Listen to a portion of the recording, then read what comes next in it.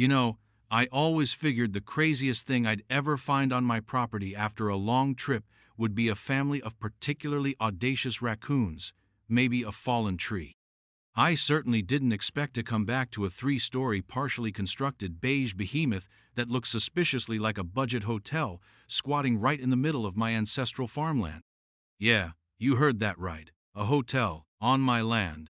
Drop a comment, let me know where you're watching from, and tell me if your local HOA has ever tried to annex your property for a hospitality venture, because this story is absolutely wild, and you're not going to believe how it ends. I'm a land management consultant, specializing in agricultural preservation and riparian rights, which, trust me, becomes incredibly relevant. I'd been away for 6 months on a project in Southeast Asia, helping develop sustainable irrigation for heritage rice paddies. It was rewarding work, but I was eager to get back to my quiet corner of the world, a 100-acre farm that's been in my family for 5 generations. It's bordered on one side by a nature preserve, and on the other, increasingly, by a sprawling suburban development called Whispering Pines Estates, complete with its own notoriously aggressive homeowners association. I'd had minor run-ins with them before. Complaints about my unmanicured fields, it's called farming, folks. Or the rooster crowing at dawn, again farming. Nothing prepared me for this. I pulled up my long gravel driveway, already sensing something was off. The air vibrated with a low thrum I didn't recognize. Then I saw it. Rising above my tree line, where my great-grandfather's old hay barn used to stand, was this structure. 3 stories of cinder block and Tyvek wrap, swarming with workers in hard hats. For a moment, I genuinely thought I was hallucinating from jet lag. I parked my truck, my hands gripping the wheels so tight my knuckles were white, and just stared. My land, my beautiful, productive, historically significant land, was being violated by what appeared to be a cut-rate comfort inn. The sheer audacity was breathtaking. I got out, legs feeling a bit shaky, and walked towards the construction site. A burly foreman in a grease-stained shirt intercepted me. "Can I help you, pal? Private property." I took a very deep, very steadying breath. "Actually," I said, my voice remarkably calm considering the volcanic rage building inside me, "this is my private property. And you, and this thing, are trespassing." He scoffed. Actually scoffed. "Yeah, right. This is the new Whispering Pines Community Lodge. HOA project. Got all the permits." He waved vaguely towards a battered trailer office. That's when I saw her, striding out of the trailer like she owned the place, which, in her mind, I guess she did.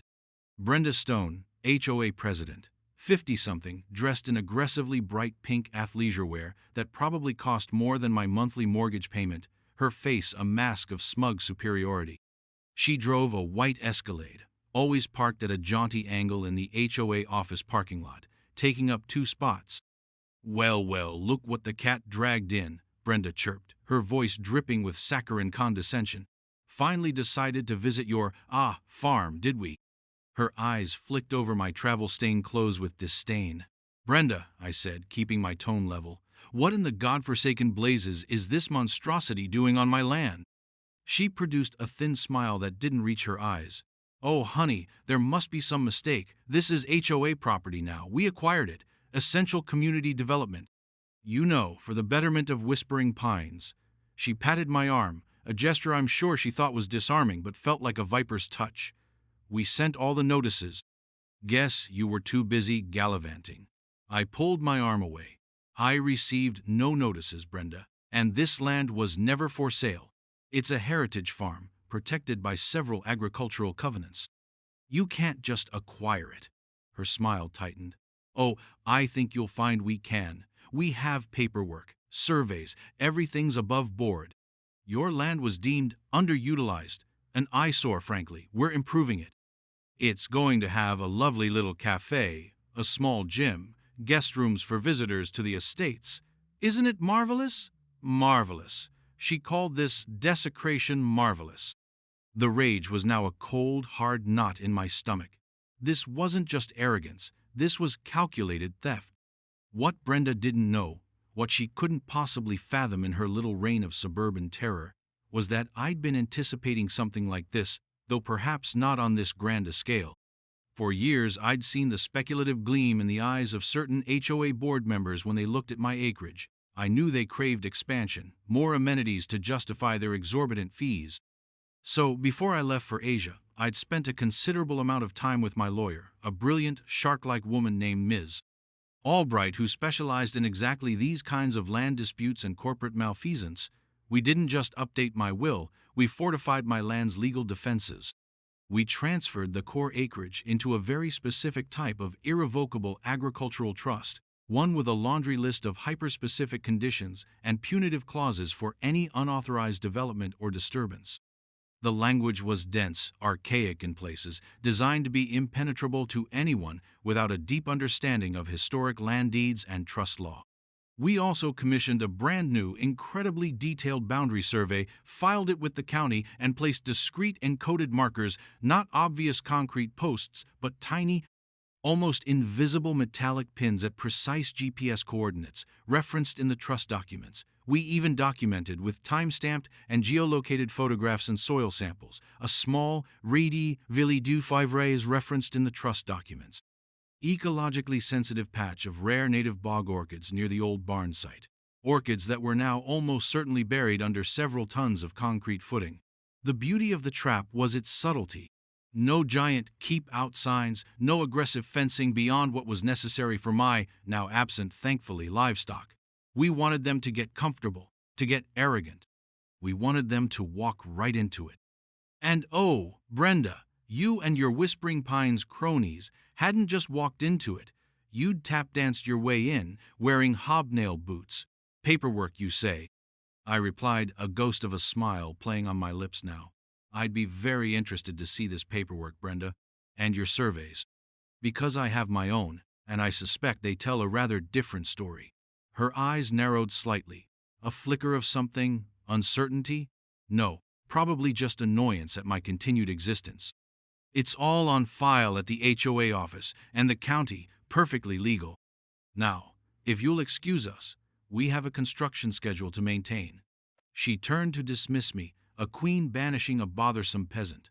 The foreman smirked, clearly taking his cue from her. I just stood there watching them, the thrum of generators and the clang of steel, a symphony of their impending doom. They had no idea. They thought they were dealing with some hick farmer they could easily roll over. They didn't realize they were dealing with someone who understood the very soil they were desecrating, and the laws that governed it, better than they understood their own inflated bylaws. This wasn't just going to be a fight. It was going to be an education, and class, I suspected, was about to be very much in session. The first lesson: never ever underestimate a quiet man who loves his land, especially when that man has Ms. Albright on speed dial. The next morning, after a night of fitful sleep punctuated by the distant, maddening sounds of construction, I was at the county records office before the doors even opened. Brenda Stone had boasted about their perfectly legal paperwork being on file, and I was eager to see this masterpiece of fiction. I'm no stranger to county archives. My work often involves tracing deed histories and water rights going back centuries. The clerk, a pleasant woman named Doris, whom I'd chatted with on previous research trips, greeted me with a smile. "Back for more dusty old documents, Mr. Henderson?" she asked. "Something like that, Doris," I replied, looking into a recent development by the Whispering Pines HOA. They claim to have acquired a parcel adjacent to their property, a parcel I happen to believe is mine. Doris's eyebrows rose. Oh dear. Those Whispering Pines folks can be persistent. That was the polite way of putting it. I spent the next 3 hours meticulously going through plat maps, zoning ordinances, recent deed transfers, and permit applications. And there it was.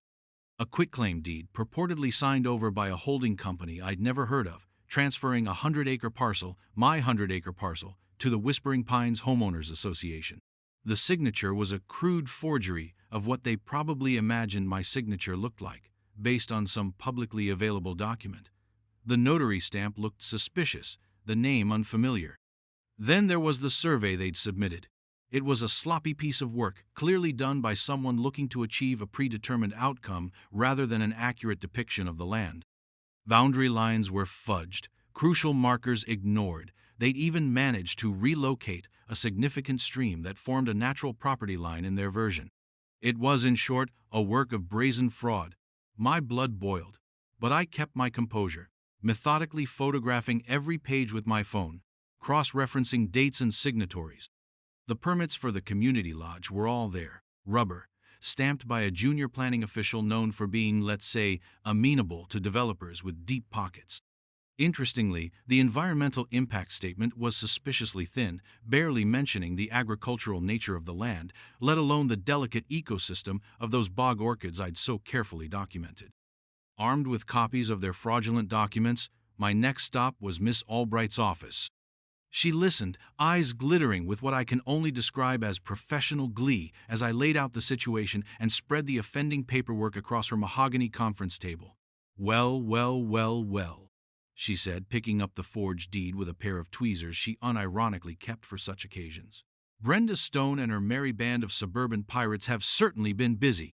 This isn't just trespass, Mr. Henderson. This is conspiracy, fraud, forgery. It's a veritable smorgasbord of torts."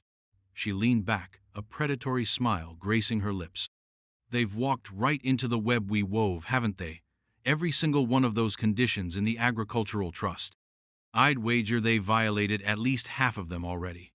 We spent the rest of the day strategizing. The first step was a formal cease and desist letter, delivered by courier and certified mail, to Brenda Stone personally, to each member of the HOA board, and to the construction company. It laid out, in no uncertain terms, my ownership of the land, cited my own meticulously recorded survey, and demanded an immediate halt to all construction and vacation of the premises. It also mentioned, quite pointedly, the severe penalties outlined in the trust governing the land for unauthorized development, hinting at figures that would make their eyes water. Of course, I didn't expect Brenda to just roll over. That afternoon, after the courier had presumably made his delivery, my phone rang. Caller ID, Whispering Pines Ho. I let it go to voicemail. The message, when I listened to it later, was pure Brenda, dripping with false concern, then escalating to indignant threats. "Mr. Henderson, this is Brenda Stone. I received a very aggressive letter from your lawyer. There seems to be a misunderstanding. We are operating entirely within our rights. This project is vital. Your attempts to obstruct it are frivolous and, frankly, malicious. If you persist, the HOA will be forced to take legal action against you for harassment and for attempting to derail a significant community investment. We have considerable resources, Mr. Henderson. Consider this your final friendly warning." Friendly warning. Right. The next few days were a flurry of activity on my end, quiet observation mixed with intense preparation. I had discreet, high-resolution, motion-activated trail cameras, the kind used for wildlife monitoring, installed along the perimeter of my property, overlooking the construction site from various angles. These weren't cheap security cameras from a big box store. These were professional-grade, weatherproof, and capable of capturing clear images day and night. I wanted a continuous record of their trespass. Every truck, every worker, every piece of equipment brought onto my land was documented. I also spent time walking the true boundary lines, the ones confirmed by my accurate survey and the encoded markers, taking fresh geolocated photos and videos, clearly showing the extent of their encroachment. The contrast between their shoddy survey and the actual lay of the land was stark. Meanwhile, Brenda and the HOA, true to form, ignored the cease and desist. Construction on the community lodge continued, if anything, with a new sense of urgency. I could almost hear Brenda's voice in my head. "Full speed ahead. Don't let that crazy farmer intimidate us." They were digging their hole deeper and deeper, every cubic yard of concrete poured, every stud wall erected, adding to the eventual bill they would have to pay. "Ms. Prostiv cross-pressed endered views of the Severn too." Albright was delighted. "Let them build," she'd cackled over the phone. "The more they invest in their illegal edifice, the more leverage we have. We're not just going for removal, Mr. Henderson. We're going for punitive damages that will make their meticulously manicured lawns curl." Then came the fines. Little pink slips started appearing in my mailbox, which was located at the end of my driveway, technically on the edge of what they considered their territory. Fines for unauthorized signage, referring to the legally required no trespassing signs Ms. Albright had advised me to post after the cease and desist, to further establish their knowing violation. Fines for environmental nuisance. Apparently, my thriving organic vegetable garden, located well away from the construction but visible from their development, was offensive to their aesthetic sensibilities. Fines for failure to maintain property to community standards. Each fine was duly photographed, logged, and forwarded to Ms. Beegers, end quote. Albright, who added them to the growing mountain of evidence. The arrogance was simply staggering. They were fining me for existing on my own land while they were actively committing grand larceny upon it. One of Brenda's enablers on the board, a nervous-looking man named Gerald, who always seemed to be sweating, even approached me one evening as I was checking my mailbox. "Mr. Henderson," he stammered, "Brenda asked me to talk to you. Maybe we can come to some arrangement, a small settlement, for your inconvenience?" He looked like he'd rather be anywhere else. "A small settlement, Gerald?" I asked, my voice dangerously soft.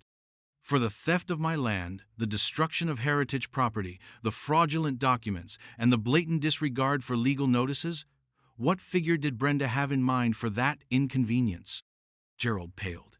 She mentioned a few thousand, and maybe a lifetime membership to the new lodge." I almost laughed. A lifetime membership to a hotel built illegally on my own stolen land.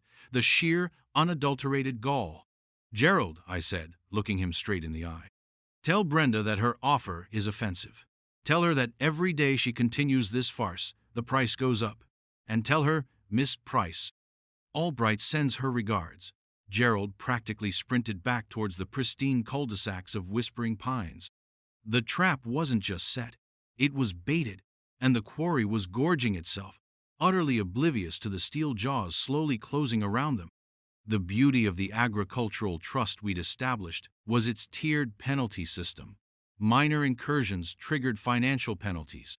Major construction, especially commercial, without the unanimous notarized consent of all trustees, one of whom was my cantankerous conservationist Aunt Millie, who lived in remote Alaska and despised HOAs with a passion, triggered an automatic lien on all assets of the violating party and mandated the complete removal of any offending structures and full-placed HOAs.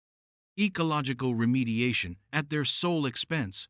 Brenda was about to find out that Aunt Millie was not a fan of unauthorized boutique hotels on family land.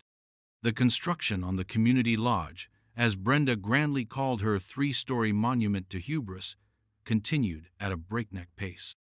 It was as if, by sheer force of will and rapid assembly, she could make her claim legitimate. Every morning, the rumble of trucks and the whine of power tools served as an unwelcome alarm clock. They were framing the 3rd floor now. The roof trusses were stacked nearby, and a crew was beginning to install windows on the lower levels. It was starting to look less like a concrete shell and more like an actual building, a permanent scar on my landscape. It was infuriating, watching them pour more and more money and resources into their illicit project. But Ms. Albright's counsel was firm. "Patience, Mr. Henderson. Every nail they hammer is another nail in their own coffin. We let them get comfortable. We let them believe they've won. The shock will be all the greater, and our case for maximum damages all the stronger." I have to admit, there was a certain grim satisfaction in meticulously documenting their progress, knowing that each new addition was simply increasing their liability.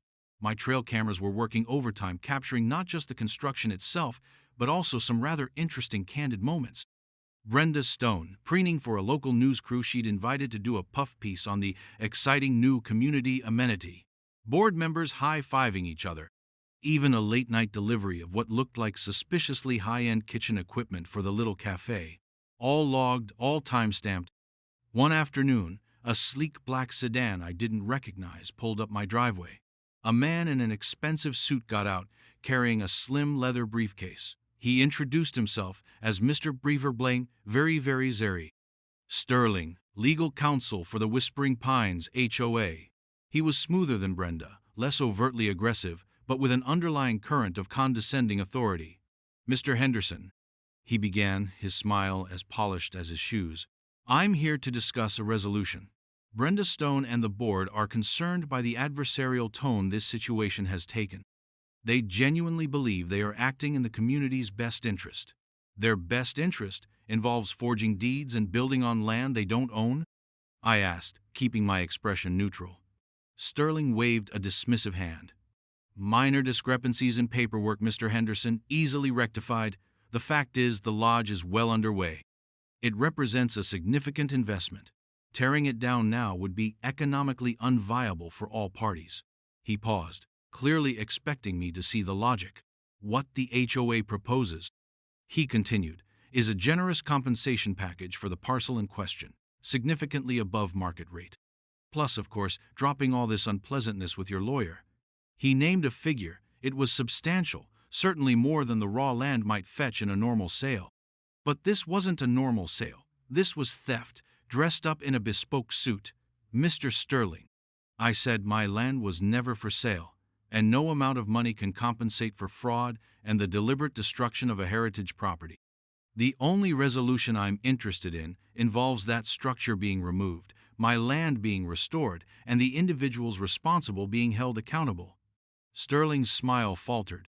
Just for a moment. That's an unrealistic position, Mr. Henderson. The courts tend to favor solutions that avoid undue economic waste. Given how far construction has progressed. Economic waste? I cut him off. The only waste here is the HOA's money poured into an illegal venture on land they knowingly, or at least with extreme negligence, misappropriated. The trust documents governing this land are quite clear on the remedies for such a violation. Complete removal and restoration, no exceptions. I saw a flicker of something in his eyes. He knew about the trust. They'd clearly had someone look at the documents now, probably after Miss Albright's initial letter. He was here to see if I'd blink, if I could be bought off before the full weight of those clauses came crashing down. Perhaps even untenably so. We believe its enforceability is questionable in this context. Ms. Albright seems to think otherwise, I replied. And she has an excellent track record. He sighed, a theatrical display of exasperation. Mr. Henderson, the HOA is prepared to fight this, vigorously. It will be expensive, time-consuming, and deeply unpleasant for everyone. Are you sure you want to go down that road when a perfectly reasonable financial settlement is on the table? This was their final attempt to intimidate me, to make me doubt my resolve. They were betting I didn't have the stomach or the resources for a protracted legal battle. They were wrong. The only road I'm interested in, Mr. Sterling, I said, is the one that leads to that monstrosity being dismantled, brick by stolen brick. You can tell Brenda Stone her community lodge is experiencing a slight and permanent zoning issue. It's called my property. Sterling's composure finally cracked. His face tightened, and his eyes went cold. You'll regret this, Henderson. The HOA will not be bullied. He turned on his heel, got back into his sedan, and sped off, kicking up gravel. The threat didn't faze me. If anything, it strengthened my resolve. They were clearly worried. Their bluff had been called. A few days later, I got an unexpected visit.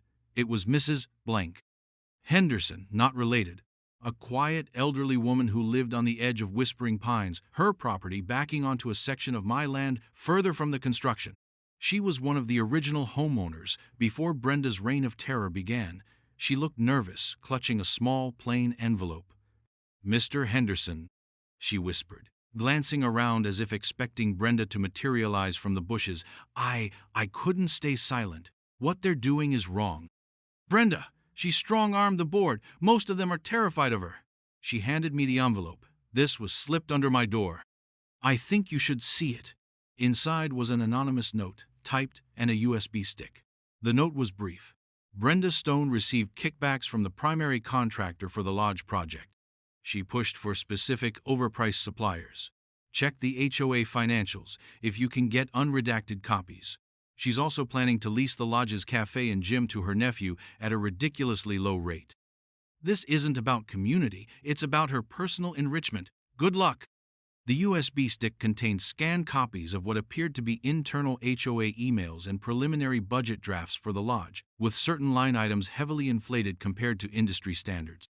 There were also emails from Brenda to her nephew discussing the sweetheart deal for the cafe. This was dynamite. Mrs. Henderson, I said, my voice filled with gratitude. This is incredibly helpful. "Thank you for your courage." She just nodded, a sad look in her eyes. "I just want our neighborhood back to being a neighborhood, not her kingdom." This new information added another layer to our case. Ms. Blank de Bodo's Parliament. Albright was ecstatic. "Oh, this is beautiful," she purred, looking at the evidence. "Fraud, self-dealing, breach of fiduciary duty. Brenda Stone isn't just building an illegal hotel. She's running a criminal enterprise. This changes the game. We can now pierce the corporate veil of the HOA and go after board members personally, not just for the land issue, but for financial malfeasance. They won't be able to hide behind HOA immunity." The HOA, meanwhile, blissfully unaware of the new ammunition we possessed, continued their aggressive posture. They actually tried to file a slap suit against me, a strategic lawsuit against public participation, claiming my legal challenges were designed to silence them and constituted harassment. It was a desperate, transparent tactic, and Miss Albright had it dismissed so fast it made Brenda's head spin. They even had the audacity to send a survey crew, a different survey crew this time, onto my property unannounced, trying to plant new boundary markers according to their fraudulent survey. My trail cameras caught the whole thing. I calmly called the sheriff, presented my own survey documents and deed, and had the crew escorted off for trespassing. The lead surveyor looked profoundly embarrassed, muttering something about being given bad information by the HOA. Brenda's slight miscalculation, as she probably saw it, was about to become a full-blown catastrophe of her own making. She thought she was playing chess, but she was playing checkers against a grandmaster, and she just tipped over her own king. The stage was set. All our evidence was compiled, our legal arguments honed. It was time to stop playing defense and deliver the checkmate. The moment had arrived to formally drop the hammer. Ms. Albright, with a flourish that suggested she was unveiling a masterpiece, filed a comprehensive lawsuit in state court. It was a work of legal art, a veritable encyclopedia of the Whispering Pines HOA's transgressions.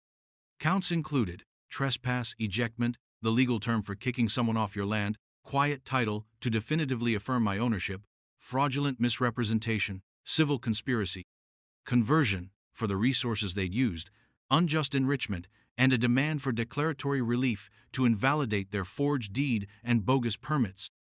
Crucially, it named not only the HOA as a corporate entity, but also Brenda Stone and each complicit board member personally, citing their direct knowledge, their fraudulent actions, and, thanks to Mrs. Prosent, Henderson's anonymous tipster, their breach of fiduciary duty and potential self-dealing. The lawsuit demanded not only the immediate cessation of all activity and the complete demolition of the community lodge at the HOA's expense, but also full ecological restoration of my farmland to its pre-trespass condition, an accounting of all HOA funds related to the project, and, of course, substantial punitive damages designed to make an example of them. The sum we were asking for was enough to make a seasoned CFO weep. We also filed for an immediate temporary restraining order and a preliminary injunction to halt construction, pending the outcome of the lawsuit. The hearing for the injunction was scheduled remarkably quickly. Brenda Stone and her entourage, including Mr. Sterling and a couple of very nervous-looking board members, were present. Brenda herself looked supremely confident, even smirking at me as I sat with Miss Sari Albright at the plaintiff's table. She clearly believed her lawyer's assurances that this was just a nuisance suit they'd swat away. Ms. Albright began by presenting the foundational evidence, my family's deeds going back over a century, the meticulously prepared and recorded survey from before my trip, and the detailed documents pertaining to the Agricultural Trust, with its explicit prohibitions against unauthorized commercial development and its draconian penalty clauses. She then systematically dismantled the HOA's claims. She showed the court the HOA's submitted survey, highlighting its inaccuracies and inconsistencies with official county records, and contrasted it with my own certified survey. She presented the forged quitclaim deed, pointing out the irregularities in the signature and the notary stamp, even offering to bring in a forensic document examiner. Next came the evidence of their knowing trespass. Copies of our cease and desist letters, complete with proof of delivery. Photographs and time-stamped video footage from my trail cameras showing construction continuing unabated long after those letters were received. She even played a short, damning clip of Brenda on that local news segment, grandly proclaiming, we took the initiative to develop this underutilized parcel for the benefit of all Whispering Pines residents, a statement made weeks after she'd received our legal notice. Brenda's smirk began to fade. Mr. Sterling objected frequently, but the judge, an experienced jurist with a no-nonsense reputation, overruled him more often than not, her interest clearly piqued by the mounting evidence. Then Ms. Albright played her trump card, the evidence of financial impropriety. She presented the anonymous emails, the inflated budget drafts for the lodge, and Brenda's communications with her nephew about the cafe lease. Your Honor, Ms. Blank, Albright stated, her voice ringing with conviction, this isn't just a case of a boundary dispute. This is a calculated scheme by the HOA president and certain board members to defraud their own constituents and enrich themselves, using Mr. Henderson's land as their unwilling vehicle. They didn't just make a mistake, they engaged in a pattern of deliberate deception and malfeasance. You could have heard a pin drop. Brenda Stone's face had gone from smug to ginseng, then to a mottled shade of furious red. The board members beside her looked like they wanted the earth to swallow them whole. Mr. Stoll day view that time day send of prosting.com. Sterling was shuffling his papers, his earlier smoothness completely gone. The judge looked at Brenda. Miss Stone, these are very serious allegations. Do you have an immediate response to the evidence concerning potential financial irregularities and self-dealing in the construction of this lodge on land whose ownership is, at best, highly disputed? Brenda stood sputtering. This is outrageous, slanderous. That farmer he's trying to extort us. The lodge is a community asset. Those emails they're taken out of context. It's all perfectly legitimate. Her voice was shrill, her composure shattered. The judge just raised an eyebrow. Ms. Albright, you mentioned an agricultural trust with specific penalty clauses? Indeed, Your Honor. Ms. Albright replied, handing a copy of the relevant section to the bailiff for the judge.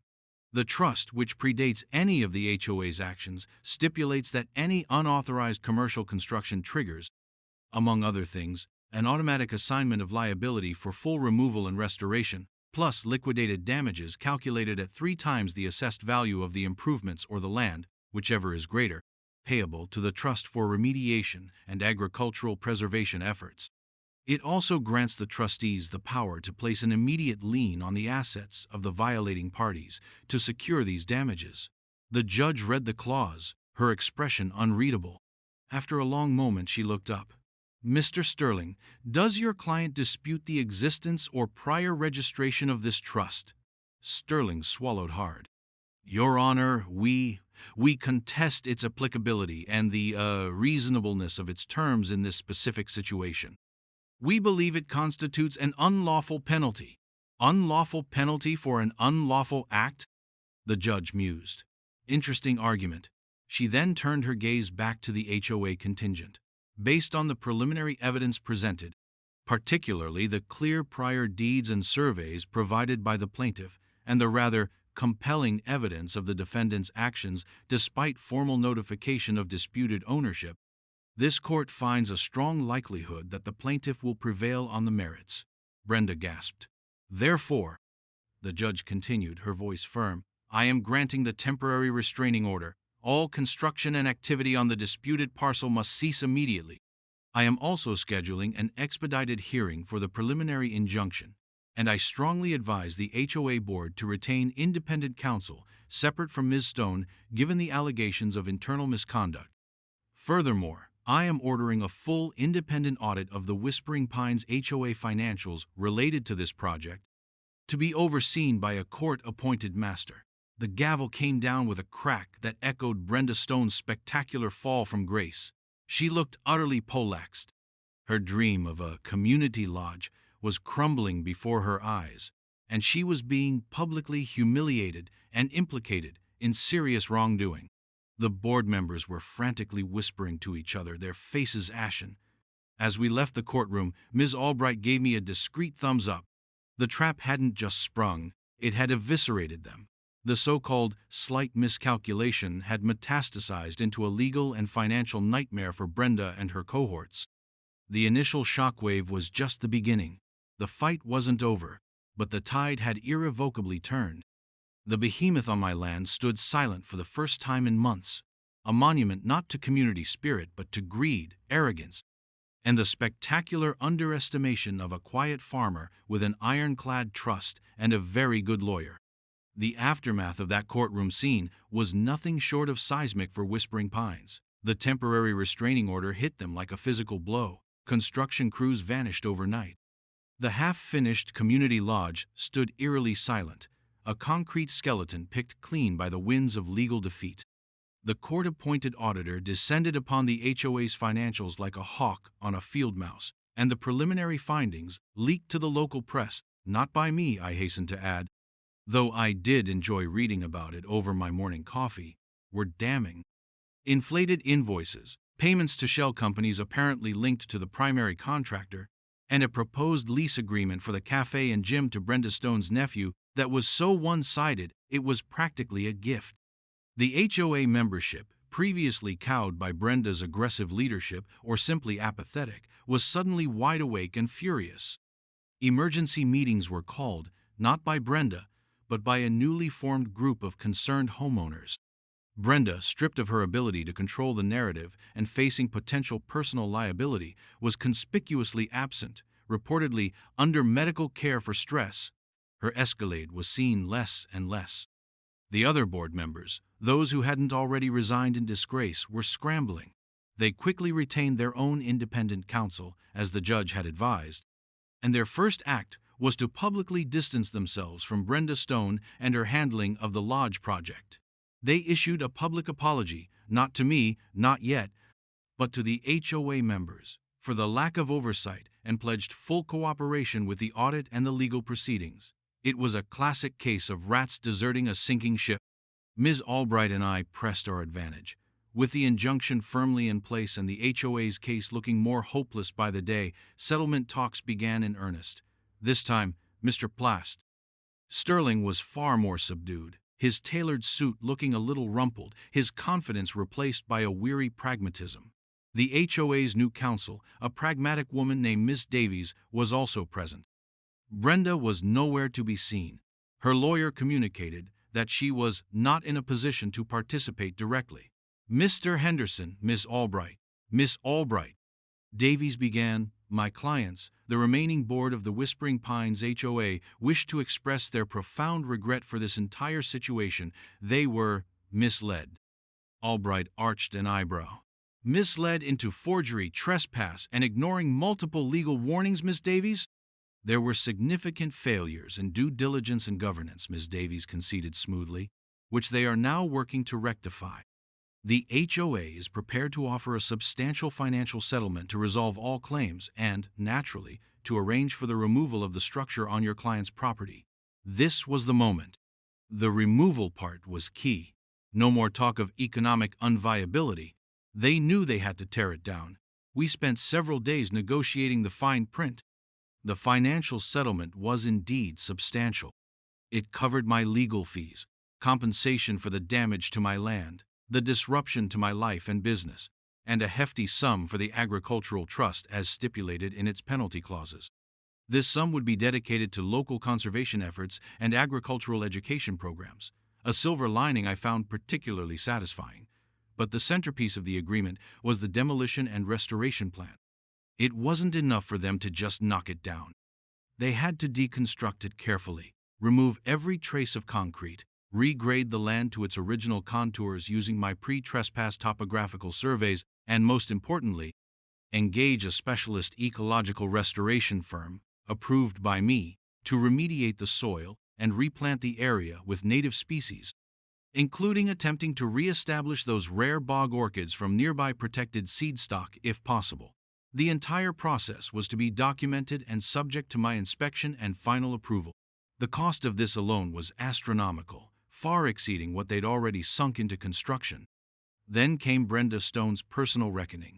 Separate from the HOA settlement, Brenda, facing the overwhelming evidence of fraud and self-dealing and the prospect of a lengthy and very public trial that could lead to criminal charges, agreed to a personal settlement. It wasn't as much as if we'd gone to trial and won every count perhaps, but it was significant, enough to ensure she'd feel the financial pain for a very long time.